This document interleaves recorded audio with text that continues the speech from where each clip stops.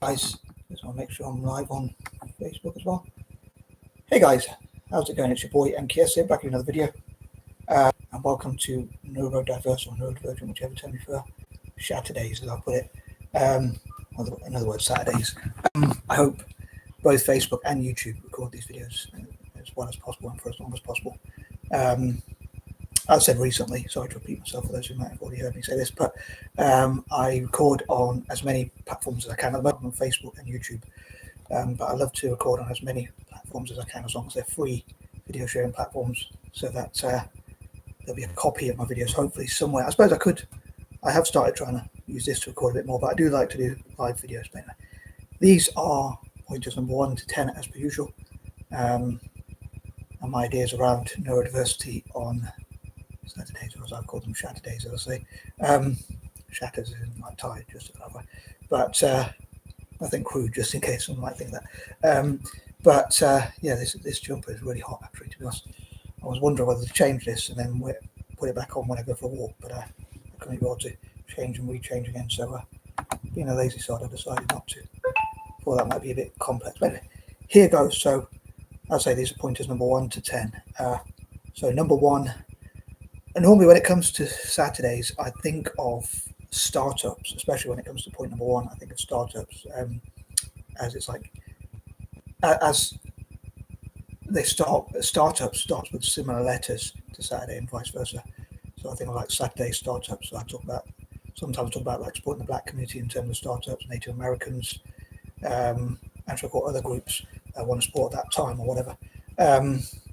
Oftentimes people from disadvantaged groups in my case that I like to support if I can, and I hope my videos do make a genuine difference. But I talked about recently, for instance, having like hubs or centres, or whatever you want to call them, hubs/centres, which could be there for supporting, like say in this case, neurodivergent people, to have access to funding and research and knowledge and information and all that kind of stuff, facts, stats,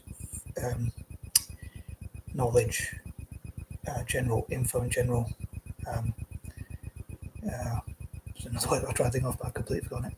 But anyway, all that sort of stuff to sort of help us to learn.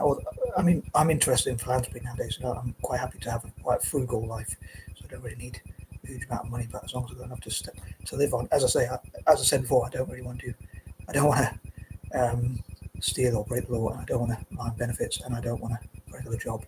None of those things I'd do if I was free, if you like. But if I could learn to invest and make it simple, that'd be pretty cool. Maybe even investing in things that I support. I've gone way off track and I've gone off on tangents. But basically, I was going to say, I wonder if by networking together, as I've been talking about recently, we could skip like the startup, entrepreneur, sole trader, or even small business stage, and go straight into a big business by working together. The only problem is, I guess we've got to know how to trust each other. I was thinking like we would, if we put our money together, our money and resources, we would have a huge amount to invest. Of course, the thing is we would have more people to share with. I remember in the past I talked about like mixed race people investing together, and I'm trying to focus on neurodiverse people, but one of my sisters said to me, like something like Brazil, she said they're really poor in Brazil, and most of them, like quite a lot of them are mixed race, like half the country is supposed to be mixed race in some level or whatever. But the thing is, I mean, I think that's even more reason to sort of network together, because it's sort of, if that's going to change, I guess learning to invest together will be really important, although investment is a risk. But yeah, I wonder if we could skip the startup stage and go straight to a sort of big business by working together. Maybe I'm being too idealistic. I'd love to know what you think, as ever. But also, from a selfish point of view, I'd love to see what we could do for Italian soccer. I'm going to call it soccer because it's a Saturday. As I use my alliterations quite a lot. But moving on to number 2, as I say, maybe I should have waited till point number 2 to say this. I wonder if we could go straight to, like, not even the startup. We could skip. What if we could skip the startup, sole trader, entrepreneur, even small or SME stage, and go straight to a big business? And like, I'm really impatient, but what if we could achieve things so quickly? I don't know if that's possible or not, but I wonder if by working together as a team, we can do that. I know some people might say patience is a virtue, and you've got to be more patient to build As I say, me personally, I'd love to give my money away, but obviously, I wouldn't want to be homeless, and I certainly won't want to be homeless, and I most definitely certainly would not want to be starving and that kind of thing. I imagine there are better ways to die, as say, than starving or whatever. So I wouldn't want to suffer too much or be homeless. I've got to admit this is a bit morbid, but I'm not really afraid of death, so to speak. I'm more afraid of life, if I'm honest. But sorry, that's a bit pessimistic of me, and I'm trying to think positively, but I'm just being honest. Like, I'm only afraid of what's in my brain or what's in my mind or whatever. Although as much as I'd love to embrace life and be an adventurer, which I love life and all that kind of thing. But anyway, yeah, I wonder if we could skip from the startup, sole trader, even SME stage, all the way to a bigger business by working together. If neurodiverse people around the world sort of invested together, the amount of money, if we pulled our money together, let's say if there were, probably 20% of the world or more is neurodivergent. Obviously, there's a lot of poor people in that background, but again, that's even more reason to invest together and work together to get ahead or even catch up.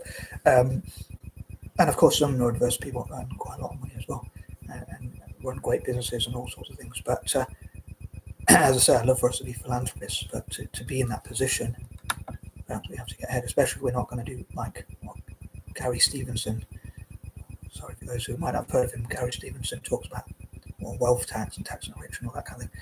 But if we're not going to do it that way, I guess if we want to give away 8 oranges, we've got to have X amount of oranges ourselves or whatever, apples or whatever it might be. But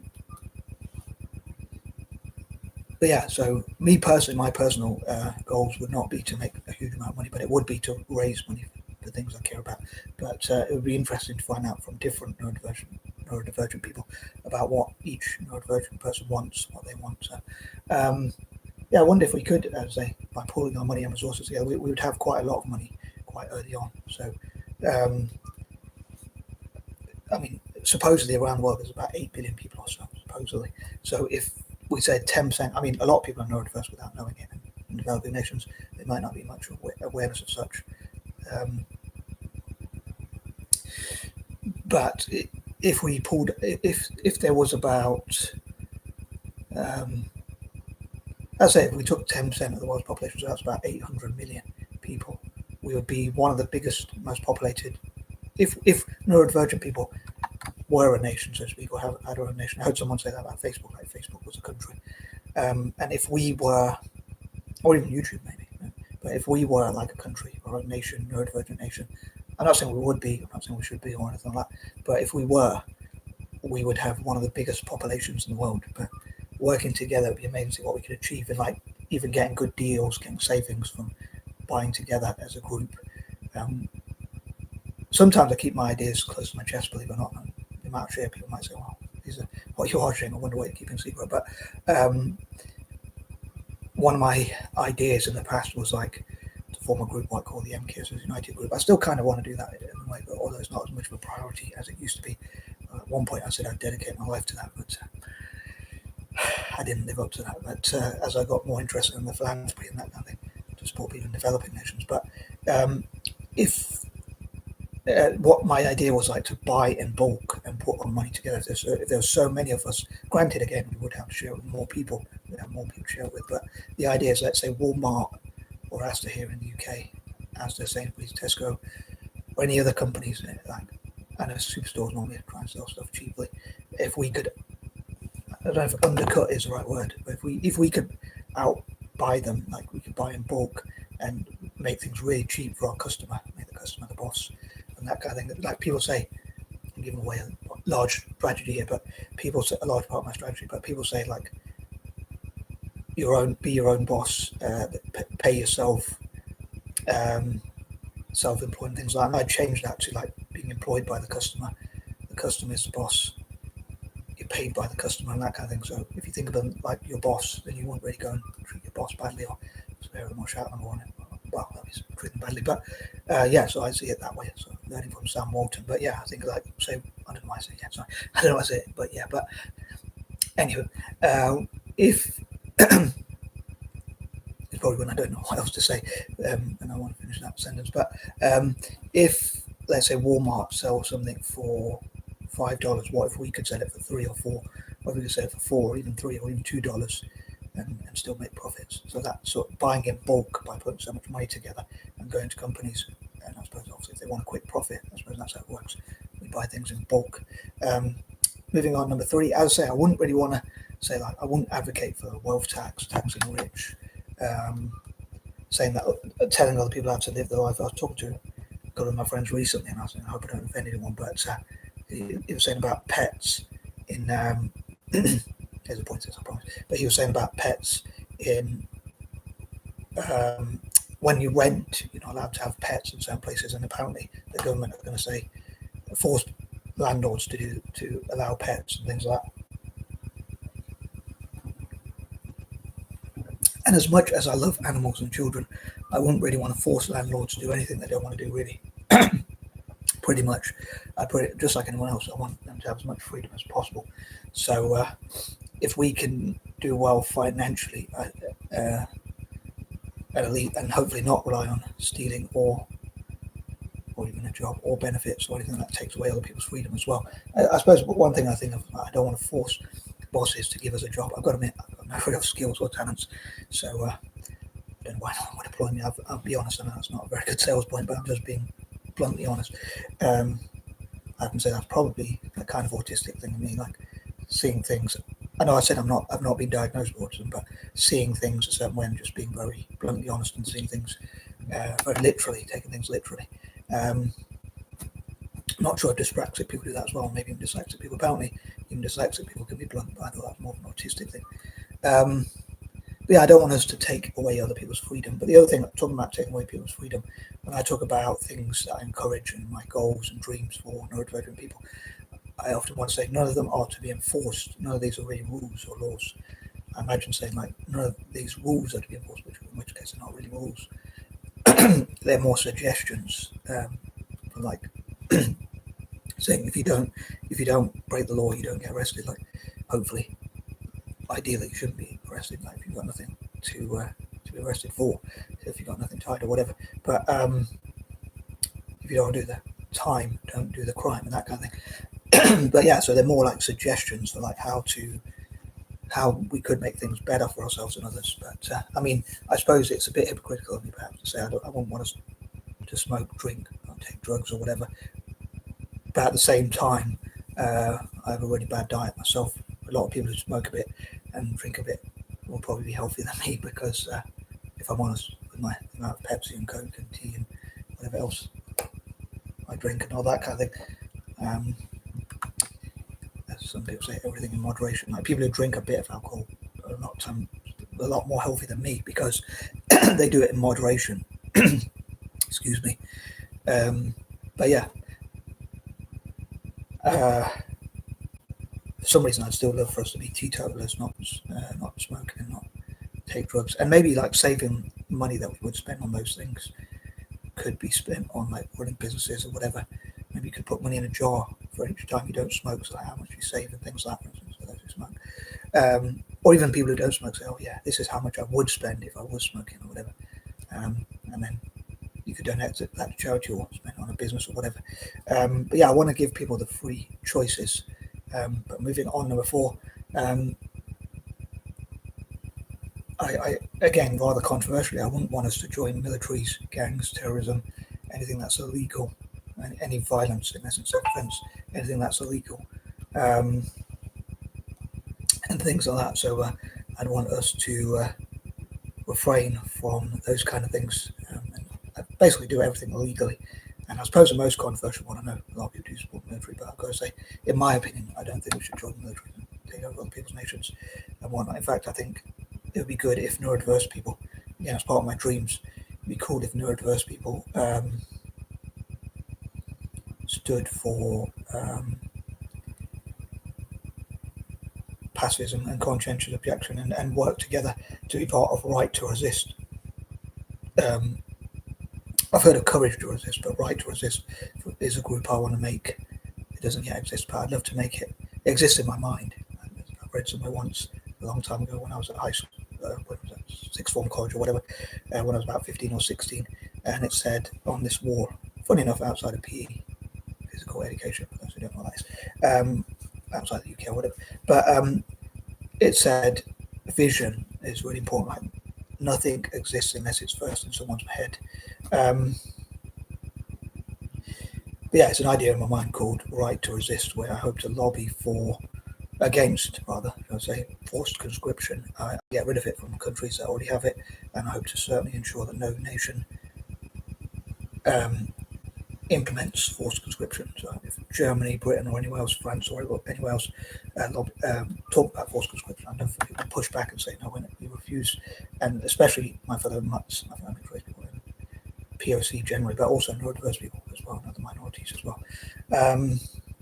Another thing I want to talk about for point number 4, I just remembered as well, is just remembered about 30 seconds or a minute ago or so, which is what I call 1-2 for one or share for share, and line for line and like for like. I normally think about this for my own goals, like my own writings, videos, typing, and works or whatever things I work on that I'm passionate about. So, for instance, for each receipt, envelope, envelope, notebook I get to write on, if a Muslim or mosque, or Muslim organisation or group, association or whatever, supported my writings, I would share a Quran.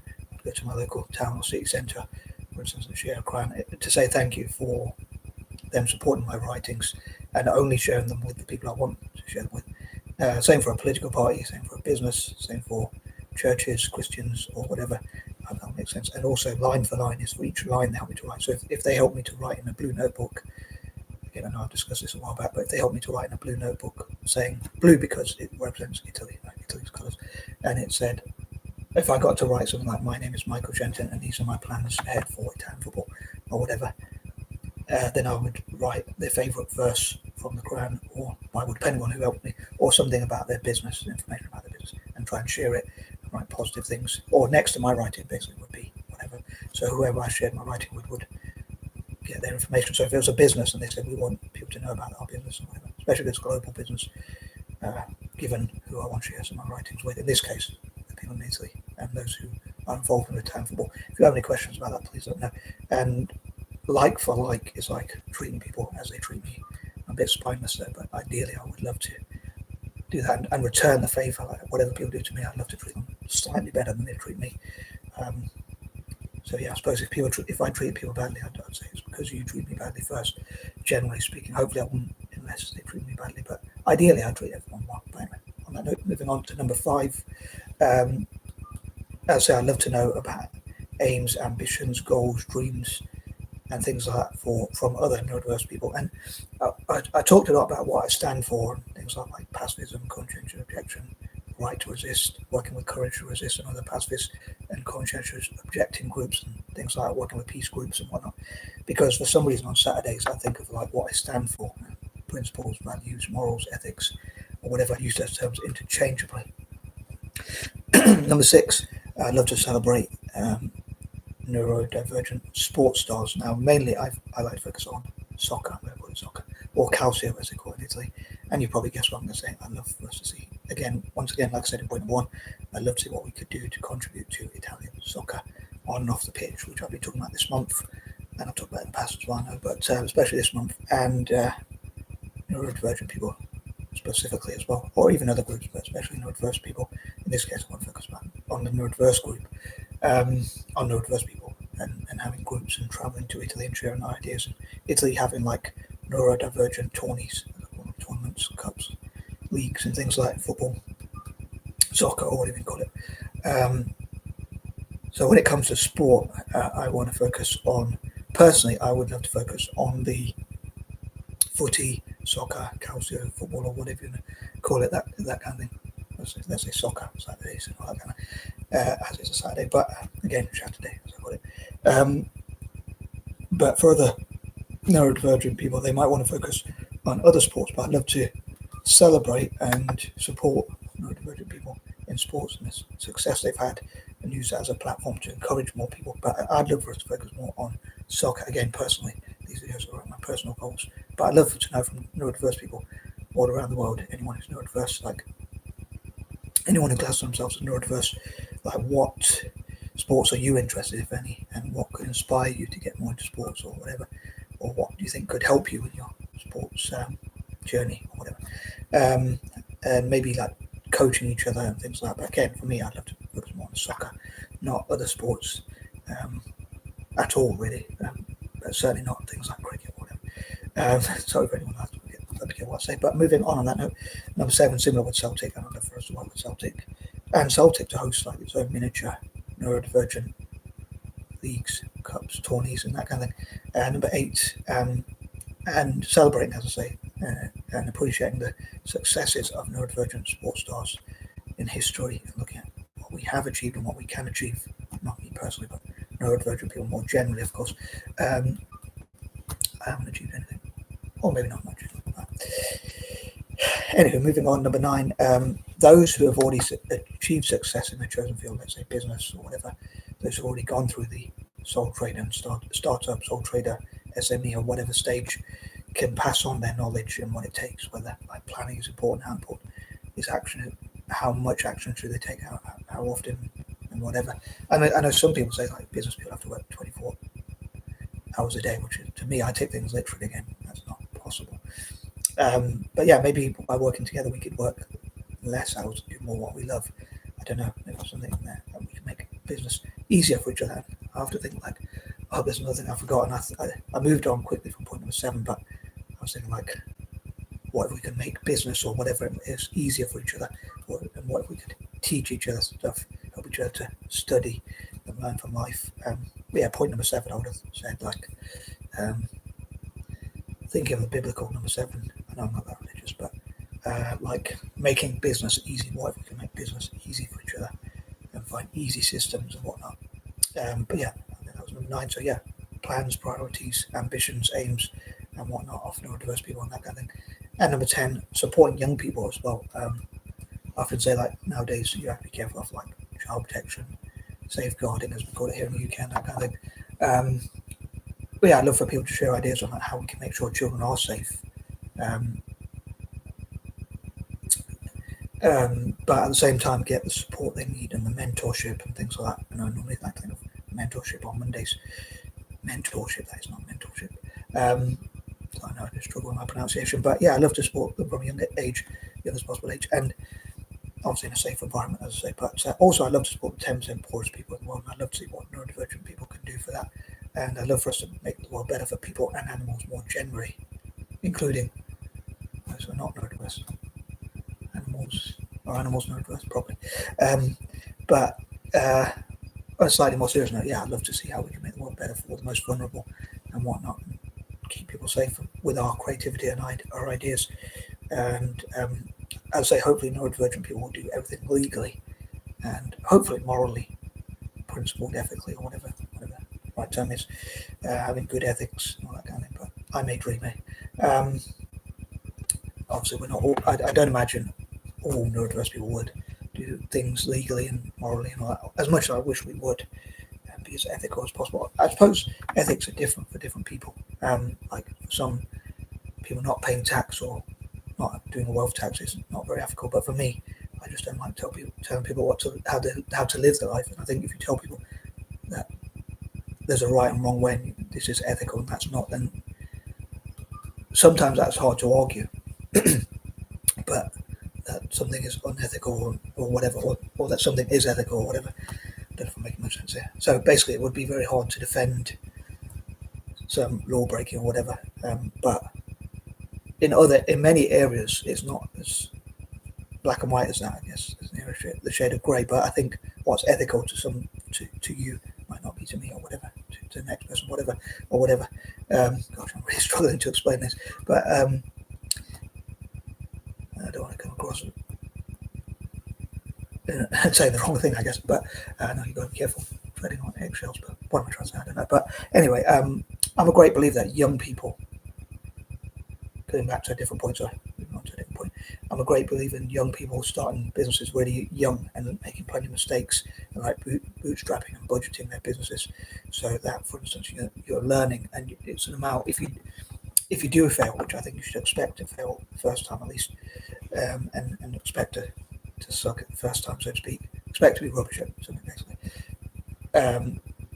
but you get better as time goes by. So the younger you start, the more experience you'll get later on. Like a lot of people think if you're older, you'll have experience, but because I wasn't very active when I was young, I just used to live in my imagination and not take much action. I think that's what I'm trying to say. In any area, really, I just expected things to happen rather than you make them happen, I guess. And the earlier you learn that, I think the better. But I don't have much experience just because I'm 43, but someone who started a business at 6 would have experience, and when they're 16, they'll have 10 years experience of running a business and making mistakes. I'm sure they'll learn a lot more. So to me, experience comes through something I'm not very good at, which is doing. The more you do stuff, the more experience you'll get, just hopefully a safe environment, and hence like budgeting and bootstrapping and things like that, and hopefully not putting anyone in danger. I think you'll learn a lot more, and maybe, as I say, mentorship opportunities. Normally I like to do that on Mondays, but anyway, I hope I made some sort of sense. Sorry, I went off on tangents. I was going to say, I mean, I talked about ethics, but yeah, I mean, something I said it's not a black and white. There's an area of the shade of grey, but I'd say, yeah, I mean, it would be very hard for someone to argue, like, to say child abuse isn't wrong. Obviously, that would not be something. Almost everyone would agree that's wrong. So there are some areas like that which are extreme. I don't want to say some other words, but it'd be very hard to argue in favour of like torture, torment, murder, and things like that. But in other areas, like, I don't know, taxes, keeping your own money, and things like that, I think it's not as black and white as people see it. Anyway, on that note, I'm going to stop laughing and I'm out. And peace and love for a while at least.